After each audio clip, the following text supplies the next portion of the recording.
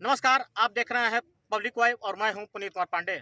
इस वक्त मैं पहुंचा हूं देवरिया जनपद के सलेमपुर लोकसभा क्षेत्र के भाटपारानी विधानसभा क्षेत्र के कुकुर घाटी में, जहां सुहेलदेव भारतीय समाज पार्टी के डॉक्टर अरविंद राजभर जी हैं। इनसे जानने का प्रयास करेंगे कि वर्तमान समय में चल रही प्रदेश की राजनीति पर इनके क्या मुद्दे हैं, क्या कहना चाहते हैं और वर्तमान की राजनीति कैसी चल रही है। और जो नल जल परियोजना के तहत गाँव में इस समय घर घर जल पहुँचाने का प्रयास किया जा रहा है, गरीब और शोषित वर्ग के लोग ऐसे हैं जिनके पास जमीन और भूमि का काफ़ी अभाव है। उनके घरों पर भी सरकार की मंशा है कि नल जल परियोजना के तहत पानी पहुंचना चाहिए, लेकिन वहां भी गांव में समस्याएं खड़ी हो रही हैं। कुछ मुद्दों पर सवाल करेंगे। अरविंद जी, बहुत बहुत स्वागत है आपका पब्लिक वाइब में। इन मुद्दों पर क्या कहना चाहेंगे और आज की इस जो आपकी राजनीतिक सभा रही, इस पर क्या कहेंगे? कैसा लगा राजनीतिक सभा? देखिए, जो अभी आपने अपने स्टेटमेंट में बताया है मुद्दा, जी हमारे नेता बहुत पहले ही इसी बात को कहे थे। जी जो गरीब जहाँ पर बस गया है, 40 साल, 50 साल, 60 साल, लगभग 100 साल से जहाँ बस गया है, सरकार ऐसी व्यवस्था करे कि जो जहाँ बसा हुआ है वो ज़मीन उसके नाम करके उसका खसरा खतौनी उपलब्ध करा दे। कोई झगड़ा ही नहीं रह जाएगा। और सबसे अच्छी बात है कि अभी बुलडोजर नीति चल रही थी। अधिकारी रिपोर्ट लगा के उल्टा सीधा दे रहे थे। गरीब जो झोपड़ी बना के रखा हुआ है उसका भी घर उजड़ जा रहा था। हम लोगों ने इस पर आपत्ति जताया। माननीय नेताजी ने विधानसभा में बोला। उसका परिणाम ये आया कि माननीय मुख्यमंत्री जी ने आदेश जारी कर दिया कि अब बुलडोजर नहीं चलेगा। बुलडोजर माफियाओं के बिल्डिंग पर चलेंगे, न कि गरीब के। गरीब माफिया नहीं है। और उसका उसका रिजल्ट ये आ रहा है कि बताया गया कि अगर आप किसी के घर को गिराएंगे तो सबसे पहले उसको बसने की व्यवस्था देंगे, उसको रहने की व्यवस्था देंगे। ये हमारे नेताजी की ही देन रही। इसके साथ साथ जो अभी जल कल नल की जो व्यवस्था चल रही है, नल जल परियोजना। जो आपने सही कहा है ये कि जिसके पास जमीन नहीं है, घर नहीं है, वो कहाँ से व्यवस्थित होगा। जी, तो दरवाजे पे जाने में असुविधा हो रही है। ये मैं समझ रहा हूँ इस चीज़ को। इस पे भी बहुत सारी विसंगतियां हैं। इस पे जैसे प्रधान से भी रिपोर्ट मांगी जा रही है, लेखपाल से भी रिपोर्ट मांगी जा रही है कि ऐसे कितने लोग हैं। जैसे पट्टा अभी पहले होता था कि जिसका पट्टा होगा 99 साल के लिए होता था, लेकिन अब 10 साल के लिए हो रहा है। अभी तो हर साल अब चालू हो गया है। पिछली बार से हर साल चालू होगा कि हर साल पट्टा होगा। तो उसमें जिसके पास भूमि नहीं है, जो भूमिहीन है, उसको उस गांव सभा की जो जमीन हो उस पर बसाने का भी सरकार व्यवस्था कर रही है। जब ऐसे हो जाएगा तो आराम से जो परियोजना के माध्यम से जल परियोजना के माध्यम से जो जल है वो उनके तक जाएगा। सरकार की जो मंशा उसकी पूर्ति भी होगी। रही बात इस सभा के माध्यम से सूचना देने की, संदेश देने की, तो ये हमारे कार्यक्रम निरंतर चलते रहते हैं। ये किसी मुख्य उद्देश्य की प्राप्ति के लिए नहीं है कि चुनाव लड़ाना वगैरह वगैरह। हम जन जागरूकता फैलाते हैं।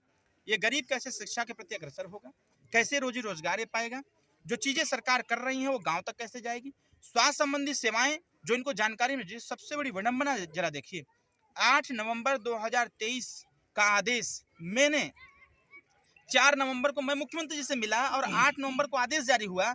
और आज हो गया है, हमको लगता है यहाँ पर 7 फरवरी 2024, और आज भी यहाँ के लोगों को नहीं जानकारी है कि बिजली बिल का जो ब्याज दर था वो समाप्त हो गया है। नहीं पता है। तो कहीं ना कहीं अवेयरनेस की कमी है। तो हम जैसे लोग गांव में जाते हैं, क्षेत्र में जाकर के इसको बताते हैं कि इसके प्रति आप जागरूक रहिए। जो सरकारी सुविधाएं हैं उसको आप लीजिए। सरकार आप क्यों बनाते हैं? इसलिए बनाते हैं ना कि हमारी समस्याओं का समाधान हो, सरकारी तंत्र के माध्यम से सुख सुविधाएं होती हैं वो हमको प्राप्त हो। तो जब आपको जानकारी नहीं होगी तो प्राप्त कहाँ से करेंगे? जो बिना पैसे में भी काम हो सकता है वहाँ पैसा देने की आवश्यकता है। और ये जो पैसे लेन देन का जो मसला है, इस पर भी बात हुई थी। 10 तारीख को आयुष्मान कार्ड पर जो हॉस्पिटल के लोग जिसके पास आयुष्मान कार्ड था उसका भी इलाज नहीं करते थे, उनका भी दिमाग ठिकाने लगवा दिया। 10 तारीख को आप भी पेपर में पढ़े होंगे, निर्देश जारी हुआ कि अगर आयुष्मान कार्ड धारक का किसी भी अस्पताल में अगर इलाज नहीं होता है तो उसके हॉस्पिटल को सील कर दिया जाए। अब सारे हॉस्पिटल इलाज करना चालू कर दिए हैं। 25 लाख रुपया कोई भी विधायक किसी व्यक्ति को आसानी से दे सकता है।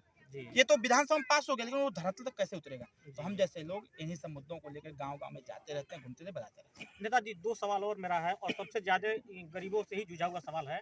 उज्ज्वला योजना जो सरकार के द्वारा दिया गया, उस पे कई उज्ज्वला योजना गैस कनेक्शन तो हो चुके हैं, लेकिन गरीबों को पता नहीं, उनके ही आधार कार्ड से उज्ज्वला योजना का लाभ गैस एजेंसी वाले ले रहे हैं। इस पर क्या कहना चाहेंगे? हाँ, उनको पता भी नहीं ये मैसेज जो कि है। 360 देखिए, रुपये ये उसमें मैसेज मिलता है है। हम लोगों को।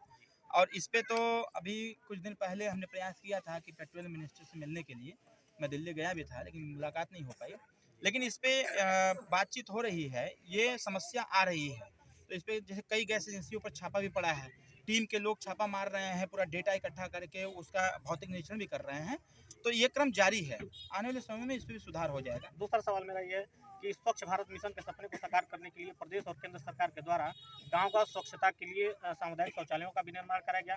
वहां भी ताला लटके हुए हैं और गांव में स्वच्छता के जो भी सफाई कर्मी लगे हुए हैं वो सफाई कार्य पे नहीं लगे रहते हैं, घर वाले ही सफाई करते हैं। इस पे क्या कहेंगे? मैं ही इस पे भी अब हम क्या बताएं आपको। जी, गंदगी अब हमारा लंबा स्पीच हो जाता है इस मसले पर, और क्योंकि समय मेरे पास आज कम था, नहीं मैं बताता। नहीं, अंतिम सवाल है। मेरा मानना ये है, ये जितने सफाई कर्मी हैं इन पे तो कड़ाई से इनका पालन होना चाहिए, क्योंकि हम लोग भी गाँव के रहने वाले हैं जी, और सफाई करने के नाम पर माल खूब ले रहे हैं जी, गरीबों को ही सफाई महीने महीने तनख्वाह आ जानी चाहिए। अभी मैं जौनपुर गया हुआ था, तमाम सफाई कर्मी जो संघ एक बना हुआ है, वेतन को लेकर के हमको एप्लीकेशन दिए। तो काम धाम कुछ करना नहीं है, जो नहीं सरकार का पैसा ले रहे हैं, या तो इसको बंद कर देना चाहिए और नहीं तो जो बीडीओ हैं या सीडीओ हैं या एसडीएम हैं, ऐसे लोगों को कड़ाई से इसका पालन होना चाहिए, जैसे शहरों में होता है। शहर में जितने सफाई कर्मी लगे हैं बाकायदे जितनी सफाई करते हैं उसकी वीडियो बना करके वो उनको देने का काम करते हैं। जब वो अपने 1 महीने का पूरा डेटा इकट्ठा करके देते हैं तभी जाकर के उनकी पैसा रिलीज होता है। तो ये चीजें गांव में भी होना चाहिए। एक्चुअल में जैसे पहले क्या होता था, सफाई कर्मी के पद पर कोई और है और कर कोई और रहा है 100, 200, 500 रुपया में, तो ये भी जटिल समस्या है। बड़े घरानों को तो इस पे भी अंकुश लगाने की आवश्यकता है, सरकार का ध्यान आकृष्ट कराएंगे इस पे, बहुत अच्छा हो।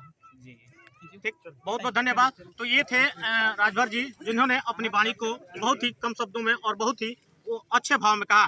कैमरामैन सुग्रीव के साथ पुनीत पांडे की खास रिपोर्ट।